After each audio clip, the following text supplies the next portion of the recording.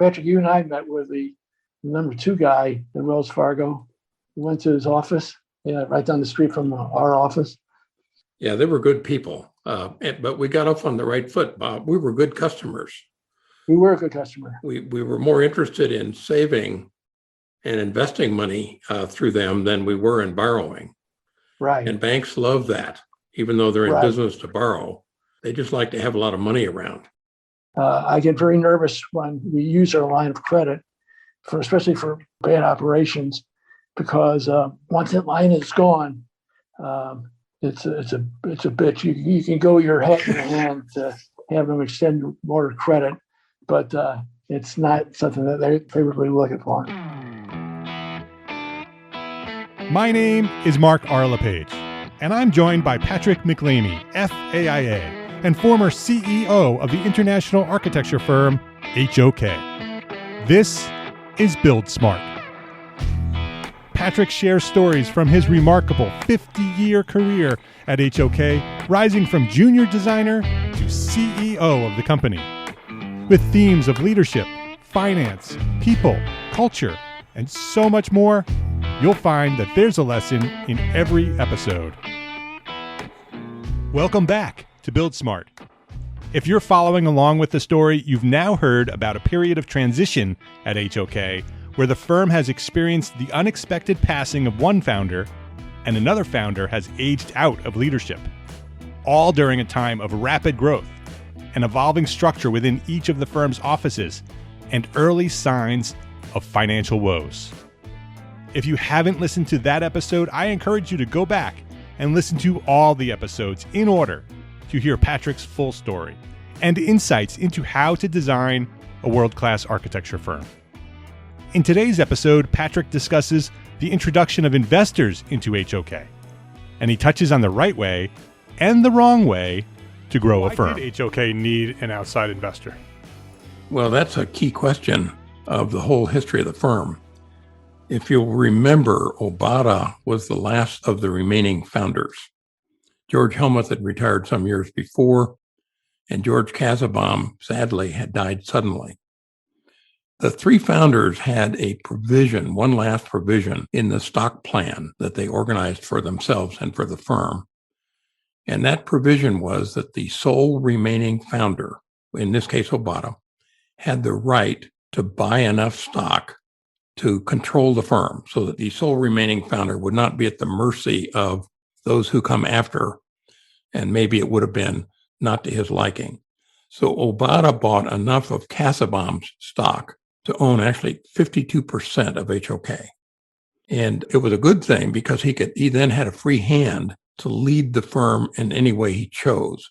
But it gave us a great big problem that 10 years later, when Obata would have reached age 70, we needed to have a lot of capital to buy out his stock. And as that time drew near, they didn't have enough money. By then they had a CFO, Bob Pratzel. Bob Pratzel explained to them, and later to me, I think it's a great lesson for any architect. How do you raise money if you need money for some future event? Well, there are 3 ways.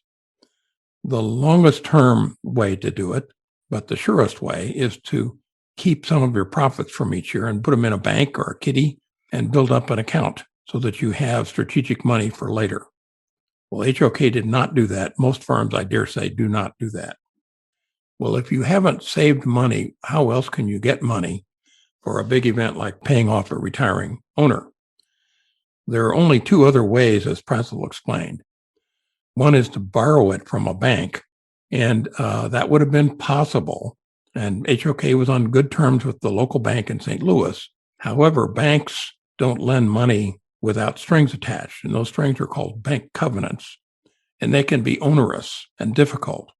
And banks are not very patient. They expect you to start paying that loan back immediately.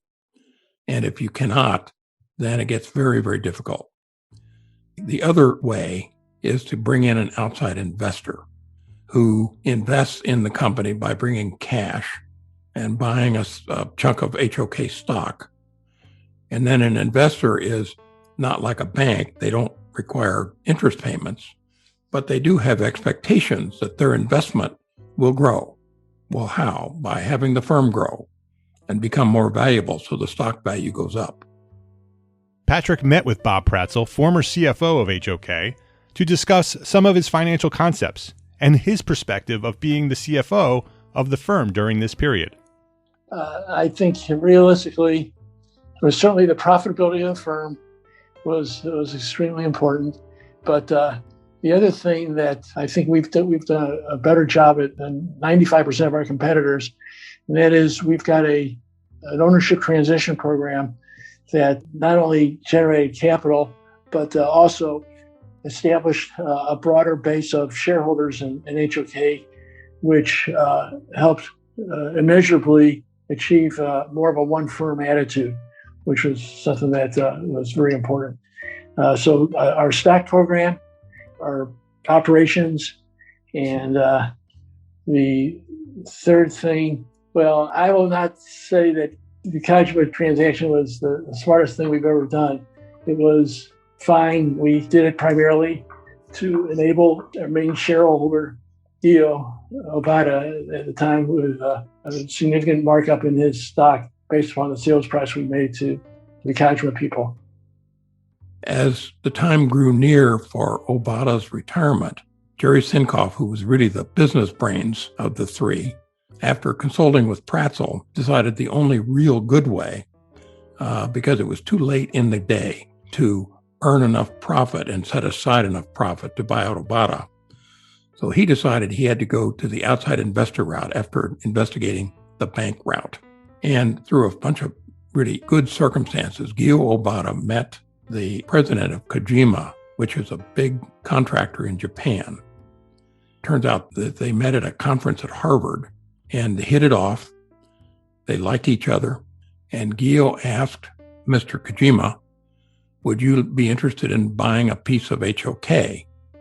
They were interested. Our buy-sell agreement with our shareholders is basically a book value per share payment for the stock. And Gyo, who was so instrumental in forming HOK, was not satisfied with that as his payoff. That's what led us to talking to Kajima, because Kajima basically was offering us a value that was comparable to going public. And we did that deal, and Gyo got his significant write-up on his stock, and we took a deduction for his payoff that was significant. And by the way, I failed to mention this. There's another source of capital that no one above the controllable profit line really concerns themselves with it, because it's mainly finance guys, and that is the clever tax planning we did. We paid Gyo for his SERP. He had the right to receive an ever-increasing annual payment, and you know, he's still living. He's 98. He's 98. That's unbelievable. It's unbelievable. But we talked to him and his lawyer, and somehow we talked him into taking a lump sum payment.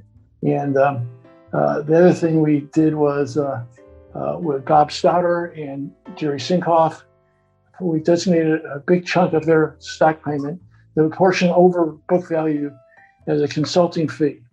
And so that made it deductible. And that was real money. Our net worth is not that great. That these things are significant, and I'm very proud of the fact that I talked to CFOs at the round table. I'd say very few of them are as organized and have as good expertise in the financial area as we do. Well, why would they be interested in buying an architectural firm? Well, because Kojima had grown mostly in Japan, but knew that to fuel further growth, they had to expand outside of Japan in Europe, Asia, and the United States. And they saw HOK as the perfect vehicle to introduce them to clients in the US. So they were a willing investor. So after a series of negotiations, Kojima lent HOK a sum that was enough to accomplish two purposes, not just one, because Sinkoff looking ahead to Gyo's retirement, said, well, in addition to buying out Gyo, HOK needed to have money to grow the business. He wanted to turn HOK from a good national firm into a great world-class firm. That was his goal. And he believed that in order to accomplish that, we needed to grow, even though we were by then a large firm. So the arrangement was made. Kojima put this money into our bank account. They immediately got a seat on our board of directors, and we had a new partner. And it was unfamiliar for both of us, the Kojima people and us, to have someone from another country, another culture, another language sitting on our board. And actually, they didn't try to guide the firm. We were lucky. They didn't try to tell us how to run our business. They said, look, we're contractors. You are architects. We don't want to tell you how to practice architecture. So they were passive in that sense. What they did want is for us to introduce them to U.S. clients, which we did, but actually most of that didn't work too well. Culturally, they were so different. We had U.S. clients saying, well, why would I use a Japanese contractor to do my next building when I've got good relationships with American U.S. contractors that I've worked with for years? And why would I struggle with language and culture when it's just as easy to call up Joe at the contractor that I know and work with Joe? So the strategic value of having us introduce Kojima to U.S. clients quickly became clear that it was not a good strategy. So suddenly HOK had all this capital to work with. What did the firm do with all that money? Well, Sinkoff, and by the way, it was wonderful to have actual money in the bank. I advise that for any firm, not necessarily getting it the way HOK did.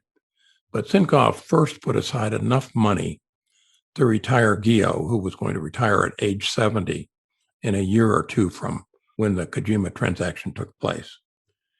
And then he developed a strategy to grow the firm, especially with emphasis on international growth. Jerry believed that HOK could transform itself from a good national firm with a good reputation to an international firm with a stellar reputation if we just invested in the right expansion in Europe and Asia. So as I understand it, HOK used the Kojima money not just to change where it did business, but also how it did business. Could you explain that? Yes. First, let me talk about where. Jerry and the executive team picked two of us, Larry Selfin, who was in Dallas at the time, and me. Larry had become very interested in HOK Europe as an idea. And I remember Larry brought maps and diagrams of the common market, the EU, to board meetings and said, the EU is roughly the same geographic size as the USA. It's roughly got the same kind of an economy, and it's got roughly the same number of people, actually a few more. And so we have these offices scattered around the US. We should do the same thing in Europe. Superficially, it made sense. So Larry was dispatched off to Europe, lived in London for a while, and Larry began opening offices in Europe by making arrangements with local architects or just setting up marketing offices. In Berlin, we had an office, and in Moscow, because by then the Soviet Union had collapsed, and so on. I think there were a total of 5 offices for a period of time in Europe. Jerry also was interested in, and Kojima encouraged HOK to open an office in Tokyo. They said, we can help you get work in Japan because we know everybody, and it will be a good thing, almost a novelty to have a U.S. architect design buildings for clients in Japan. So we agreed, and I took the first trip with Jerry Sinkoff to go meet Kojima in Japan, learned all kinds of new things. I had not been to Japan before. I had been to Hong Kong, but not Japan. And I liked what I saw. But Tokyo was an immense city, 25 million people or so in the greater Tokyo area. Tokyo had the sprawl of LA, but the density almost of Manhattan. That's my description of it. But it was there that I learned to eat sushi and learned the rudiments of a few Japanese words that were polite. Ohio gozaimasu for good morning and so on. And our Kojima hosts took us to dinner every night that we were there. And once they saw that we could handle chopsticks, I'd learned that in San Francisco at Chinese restaurants. Sure. Then they started plying us with sushi. And I found that I liked sushi. I liked the basics of sushi very much. Then they started to ply us with unusual sushi dishes to see how much they could get us to eat. I remember once we went to a restaurant that they had a table with a little stream in the middle of it with minnows swimming in the stream, and gave each of us chopsticks to see if we could catch a minnow and then put it in our mouths and swallow it with a beer chaser, I might add. Huh. And you couldn't taste anything, but they said, well, it's for the texture of the fish wiggling on its way down your esophagus. So did you do that? I did do that, but I couldn't catch it with chopsticks. Finally, the waitresses came over and gave me a little net with a handle, and I was able to finally catch one with the net, but then I took it out of the net with the chopsticks, and they're slippery. And the first time it slipped away from me, but I finally got it into my mouth. I said, when you're doing something like that, the Japanese use dining together and having a drink together between each course as a bonding exercise. So we had to learn all of that. We had to learn sitting on cushions on the floor and taking our shoes off when we enter a house or a restaurant. I learned all of that, and I loved it. I wasn't really thrilled about the live minnow, but I did it because, well, everybody else did it, and they were all looking to see if the big foreigner would actually do this. But I did, and I enjoyed it, and I became a real fan of Japanese culture, and there's a tradition of great craftsmanship that started with the carpentry that they used for their wooden temples that has carried through now to the bricks and mortar and the steel and the glass of their modern architecture. So Japanese architecture just well crafted, and I had an appreciation for that as well. So how did HOK Tokyo turn out? Well, we actually opened a small office, and we did really well for a while. We ended up designing a new headquarters for the Tokyo Telecom Center. That's the trunk line that basically connected Japan with the rest of the world.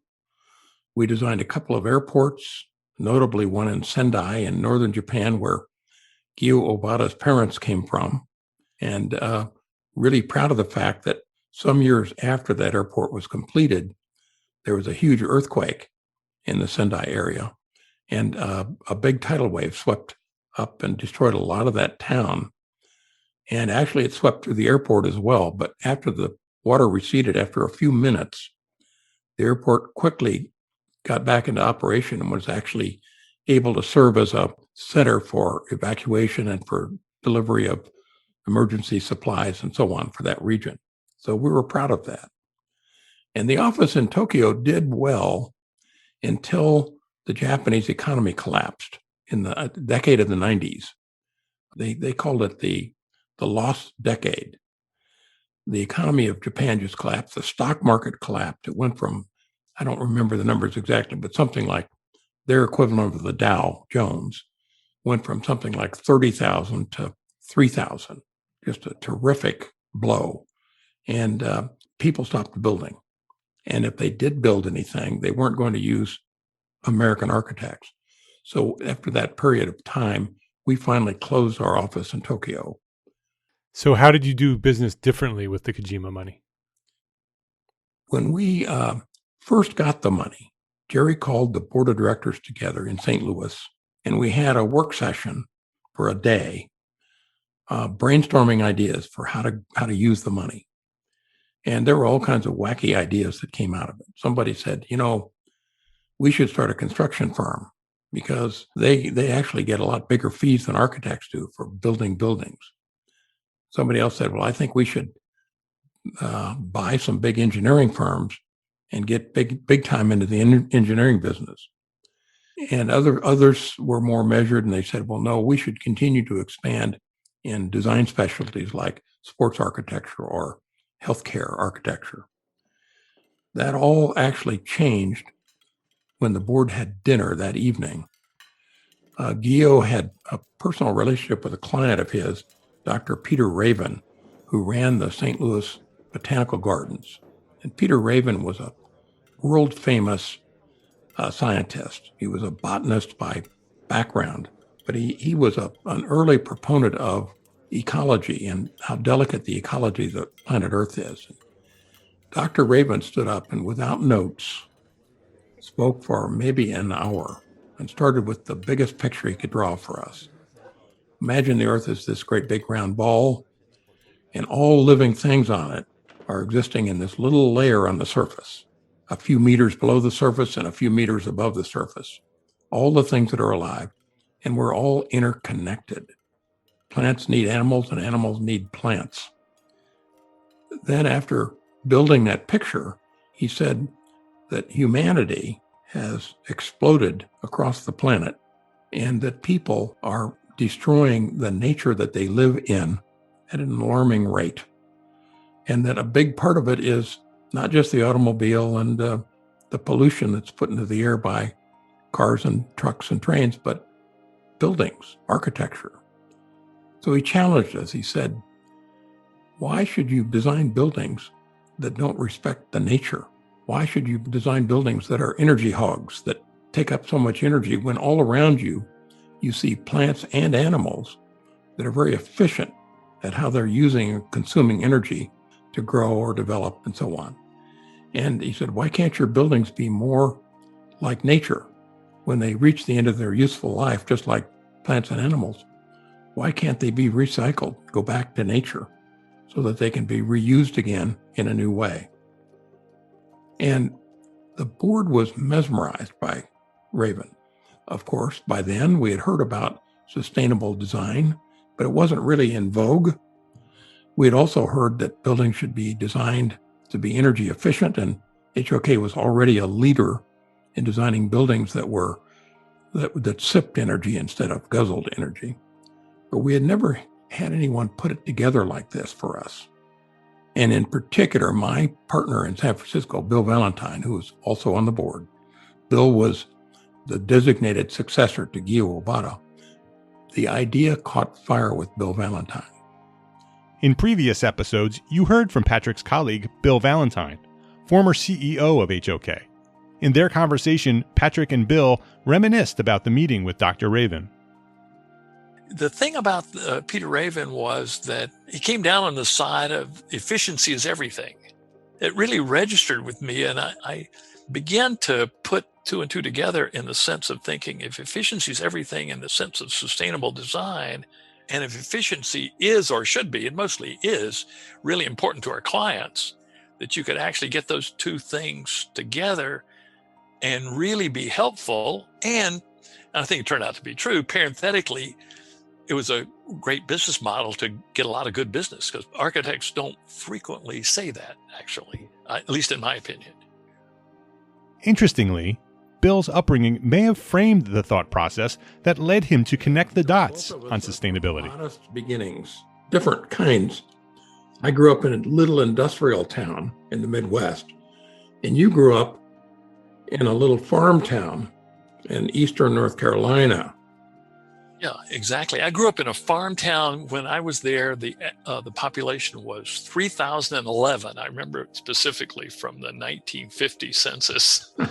And even today in that farm town, the average family income is just a little over $20,000 a year. It's really, to call it modest income would be an understatement. So, Bill, I think that because of your upbringing, and you always called it being at the edge of poor. Right. You didn't want to waste anything.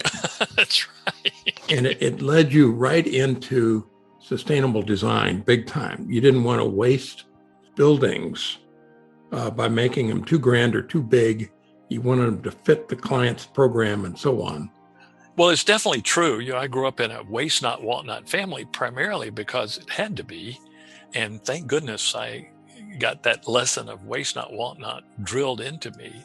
So, in HOK, I think one of the things that really helped along in my career is that when we'd have a client, Patrick and I both worked directly with a whole lot of clients, but my real thing was man, don't waste that client's money. They've come at that. They've really gone to a lot of trouble to get this money amassed to do a project, and don't waste one single dollar of that. And first of all, I don't know if you'd agree with this, Patrick. I bet you would, but I think most clients who've dealt with architects would think, well, boy, that's unusual for an architect to say. Unfortunately, it shouldn't be unusual. In fact, Patrick, I don't know if you remember this, but when we did the CalSTRS headquarters in Sacramento, CalSTRS, California State Teachers Retirement Association, and we were talking about things they wanted to do. And I said, gosh, I don't want to waste $1 of this. These teachers have worked really hard to put all this money in CalSTRS, and it's just wrong if we don't very judiciously use every single dollar. And the CFO, who is a really nice lady, said, hey, Bill, we have a lot more money than you think we do. Through his buy-in and commitment to this concept, Bill helped HOK step forward as a leader in sustainability. What I remember, Bill, is that you were our sustainability leader. You were the proselytizer. You were the one that went around to the offices and gave lectures to people in the firm and said, we must do this. This is really important. It's good for the planet. It's good for the businesses, the clients, and it's good for us. That's totally true. And, Patrick, I encouraged HOK to think of sustainability in very basic terms, not in the super pie in the sky terms, but how to do really basic things that would actually be helpful and not cost too much. Again, with the idea that when something doesn't cost too much, it's headed to being sustainable on its own because you're using less stuff. That's it. Could you build a smaller building? Could you build a building that has less steel, that is more efficient? Could you use something more than the space in the building is the space in the land? Can you use the land wisely so that, excuse me for being an evangelist about this, but every foot we don't use wisely here in Marin County, where Patrick and I live, is another acre or two that's being taken up in farmland out in the valley when the land isn't used well. So we want to get the right density. We want to get people so they have just what they need, but not too much. So that dinner and that speech by Dr. Raven actually set HOK off in a new direction. We were still interested in growth and expansion, but it created a new layer that overlaid everything, which is we don't want to design buildings anymore or pieces of buildings that aren't really focused on being as sustainable and as energy efficient as possible. And that idea took root in HOK. Bill was the main cheerleader, Bill Valentine, and that has continued on until this present day. And it represented another opportunity that the firm took that we didn't expect because the world caught up to us and clients began to ask for sustainable architecture. And they began to ask about energy efficient architecture and so on. And we were prepared because by then were real leaders in this area. I've always thought about that day that the board spent first blue skying how we should grow, and then that dinner with Dr. Raven changed everything. And one of the simplest things that I can do to describe what this means is we all know that the sun rises in the east and sets in the west, and in the northern hemisphere, the south side of the buildings always get sun and the north side don't. Well, why are our buildings too often all four sides look the same, assuming it's a four-sided building? And shouldn't they be different in response to nature, to the sun, which is the source of heat and light and warmth? So just that idea alone has given rise to a new appreciation for the building type and for the form of the building that's becoming more like nature and less like the architecture of, let's say, tradition or the modern movement or any movement in the past. So that was a transformative time. And I don't remember what we had for dinner, but I sure remember that talk. So it sounds like the Kojima money really had effect in many different layers of HOK. It gave you the money to grow. It gave you the money to have this meeting that had this presentation by Dr. Raven that really took HOK in a new direction. And it gave you the money to allow Gyo Obata to retire. Yes. Well, Gyo's retirement was actually, once we had the money, Gyo's retirement was straightforward. On the day he turned 70, he sold his stock back to HOK, just like any other shareholder. And HOK paid Gyo how many shares times the value per share. So he got a big payday. And so we no longer had an owner that had more than half of the shares of stock. And that trend has continued. I think I was probably the last person in the leadership group when I stepped down to have more than 10% of the shares. When you do this properly, you finally spread the leadership out, you spread out the stock ownership so that no one person leaving is a great big chunk of money that's going to cause the firm to have to go through something special. So because Gyo was one of those founding partners, it was set up that way from the beginning. So he had his percentage paid to him so he could retire, and then you could make some changes. Except, of course, knowing Gyo, as all of us at HOK do, he, of course, did not retire. Right. He approached Jerry Sinkoff, who was the designated successor to Gyo. Jerry was going to be our new leader after Gyo stepped down. And Jerry was going to become a CEO, and we were going to be led by a CEO instead of a troika, although Jerry did create a troika of sorts. Instead of calling it a leadership group, he called it an executive committee, which we quickly shortened to XCOM. But Gyo approached Jerry before he retired and said, Jerry, I don't think I'm really ready to retire, and I think I can help this firm continue to attract clients and to do good work if I can be a consultant. And Jerry said, well, okay, Gyo, that's a good idea. Because Gyo was, at age 70, Gyo was still out playing tennis. He's an extraordinarily active man. Gyo, as we're taping this podcast, is enjoying his 98th birthday. He's still in St. Louis. He still gets into the office occasionally. But so Gyo signed this 1-year consulting contract with HOK and came into the office the day after his retirement as if nothing had happened. And HOK paid him a nominal sum to be a consultant. And at the end of that first year of consulting, Gyo came to Jerry again and said, Jerry, I'm still not ready to retire. So Jerry renewed the consulting agreement. That was renewed something like 25 times. I think finally Gyo gave up the consulting arrangements with HOK at something like age 95. But during that time, he did some extraordinary work and attracted some extraordinary clients. With Bill Valentine taking over the leadership for the design part of HOK, was there ever any conflict between Gyo and Bill when Bill took the lead? No, there really wasn't. Gyo had picked Bill because Bill was so collaborative and agreeable. And Bill is a tenacious designer. If Bill is on a path of a good design, there's nothing going to keep him from it. The thing that did begin to change when Gyo stepped down and Bill stepped up, Bill did not attempt to do what Gyo had done, which is to get involved in the biggest and most important projects. Bill was content instead, and I think this is a good lesson, to find good designers and recruit them or grow them up in an office so that each office was represented by a good designer. When the firm is that large, it cannot possibly have the stamp of one person.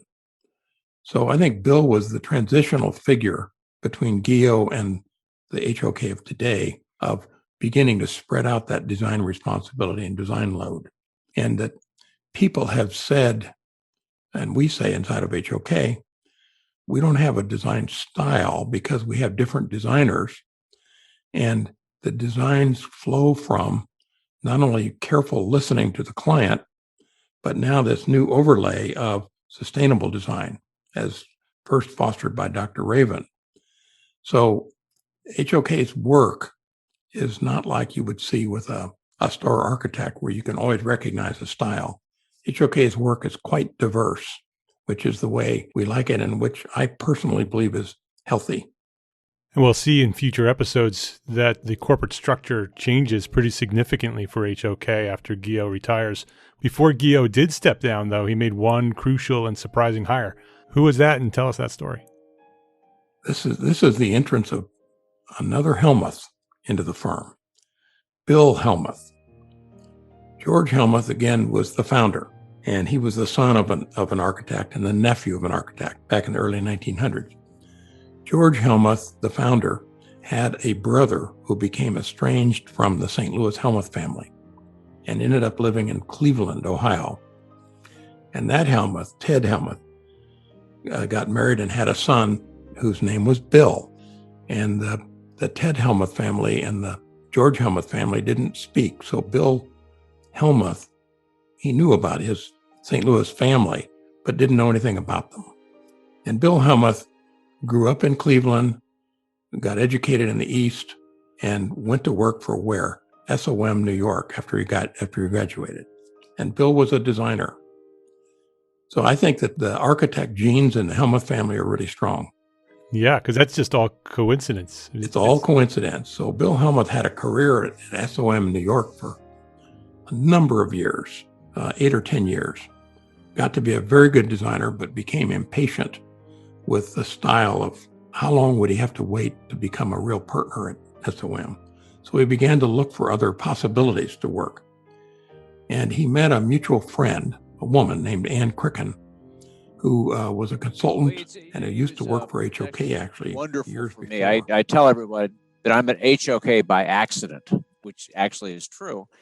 The H in HOK, one of the three founders, he was my uncle, but I really didn't know him. My father died when I was about 10 years old. We lived in a different city, and there was a rift between the families, and no one spoke for a long time.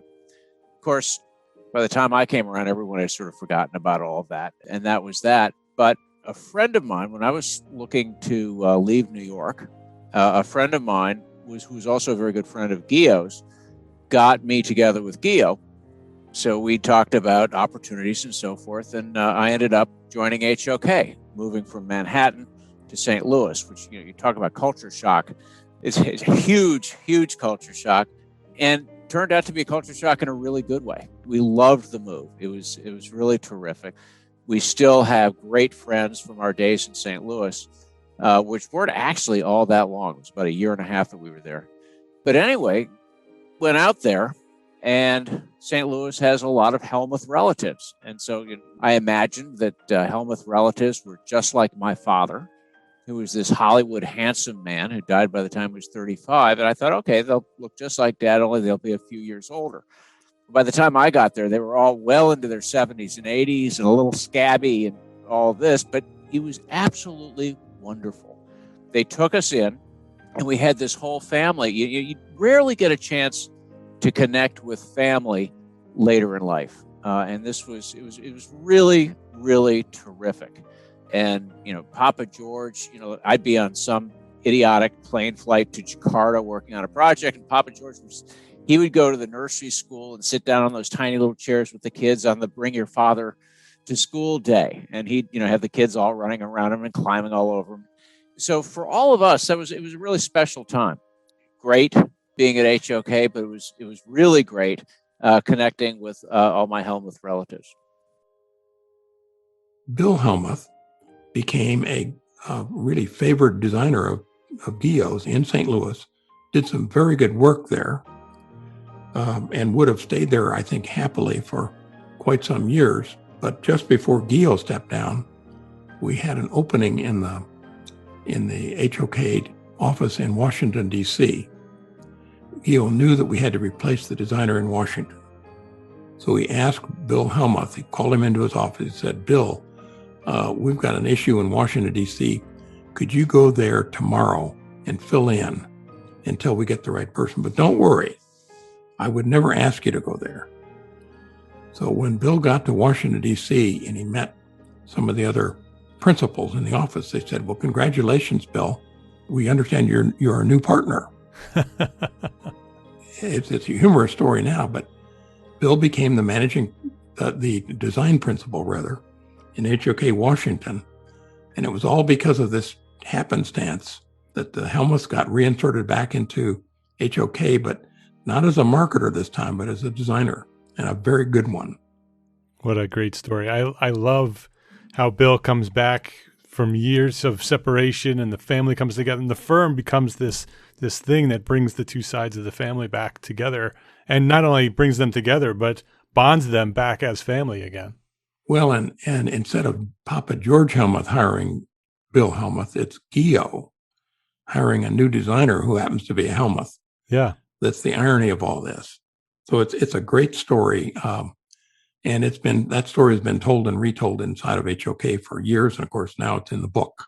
Yeah. One of the many, many stories of HOK. So Patrick, we've had many, many lessons in this episode. What are the main lessons that we should be taking away from this one? Well, I think the first one is, going back to the beginning of this podcast, is you need to have money. You need to have capital, cash. And there are three ways to get it. The long, hard way, which I believe is the best way, is to earn it and put aside money every month. Or if you can't do that, or if you don't have the time to do that, you borrow it from a bank or you get an outside investor in. Both of those are perilous. You're not in charge of your own destiny if you do either one of those two alternatives. Yeah, with the investment with Kojima went very well, but it did. Very easily could have gone poorly. Yes, and the architectural community is filled with stories about investors changing the culture, controlling the company in new ways, and causing companies to actually fail. So it's a perilous journey. We were lucky that Kojima were so benevolent, and they were really kind to us. And there's a couple more wrinkles in that'll be in a later podcast, how that all finally worked its way out. But we are still good friends with the people from Kojima. So what are some more lessons? Yes, well, the other is that there are right and wrong ways to grow. I haven't gotten into this as much as I will, but growing into Europe and seeing Europe as the same as the United States, they're not. Europe is a bunch of different countries with cultures, languages, and traditions of how buildings are designed and built. They even have their own different building codes. The right way to grow, I think, is to build an office on the work. And even in Japan, that office was successful until the Japanese economy collapsed. So had the Japanese economy continued strong, I'm pretty sure we'd be there yet. And then finally, the third lesson is that don't throw away a talented person just because they reach a certain age. If they have an ability to continue to contribute to the firm and they have the strength and the energy, give them a consulting role. Let them participate in the work without necessarily participating in the ownership of a firm.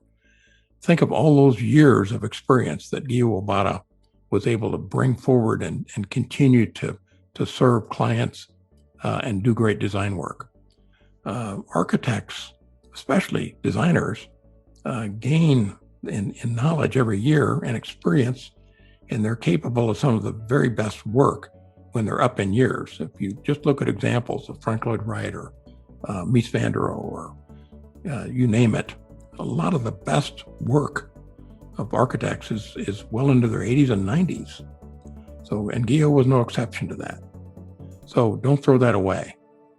To continue the story, come back next week for the next episode of Build Smart, where Patrick will expand on the right and wrong ways of growing your firm, and things begin to slowly unravel for HOK. Each office was organized as a template of the original founding office in St. Louis. They had a managing principal, a marketing principal, a design principal, and they stood on their own as far as fees and profits. So it was I'm from Los Angeles, and if there's an airport in town, I want to do it. I don't want to have another office do an airport and leave me out of it. So there was a conflict with Jerry's idea that you'd somehow build a collaborative matrix where you would have groups like healthcare working across the nation. So Jerry's idea was to do away with the HOK matrix where every office wants to duplicate the other and instead focus that expertise in one or two offices, but have them join together And we struggled with that through the rest of Jerry's tenure, I will tell you, and a good deal of mine. That was a problem that didn't actually get solved until much later. And it's an interesting story of how we did it. Thank you for listening. To read along and see illustrations and personal photos that accompany this series, get Patrick's book, Designing a World-Class Architecture Firm. I encourage you to go grab a copy today and follow along as we continue the story. It's available now at gablemedia.com/buildsmartbook. This podcast is a Gable Media production and is produced by Demetrius Lynch Jr. Gable Media is the home of curated thought leadership for an audience dedicated to building a better world. You can listen in, subscribe, and find more content like this from our network partners at gablemedia.com. That's GABL media.com.